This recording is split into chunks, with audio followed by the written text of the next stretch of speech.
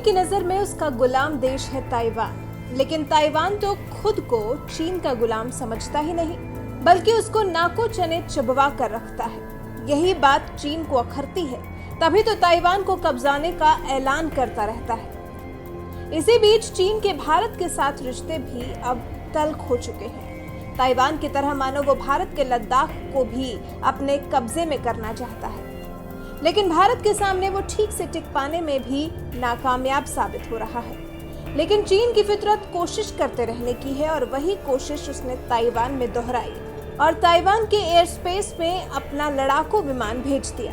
Taiwan की media के मुताबिक मंगलवार की सुबह ताइवान की सीमा में चीन का सुखोई विमान उड़ता दिखाई दिया। ताइवान के रक्षा मंत्रालय के मुताबिक हमारी सेना हवाई और समुद्री इलाकों की हमेशा निगरानी करती है और इसी निगरानी के दौरान उसने चीन की इस हरकत को रंगे हाथों पकड़ लिया।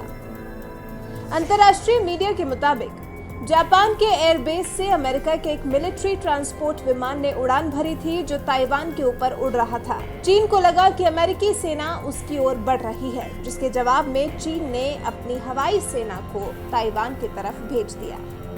यहाँ आपको ये बात जाननी जरूरी है कि एक तरफ जहाँ अमेरिकी राष्ट्रपति ट्रंप दुनिया भर में फैली इस महामारी के लिए चीन को जिम्मेदार ठहरा रहे हैं, वहीं ताइवान पर कब्जा करने के लिए चीन की चाल को भी ध्वस्त करने के लिए तैयार है। सुपर पावर अमेरिका इस लड़ाई में ताइवान के साथ खड़ा दिखाई दे रहा है। हालांकि सभी देशों की तरफ से चीन को बाकायदा तरीके से जवाब दिया जा रहा है।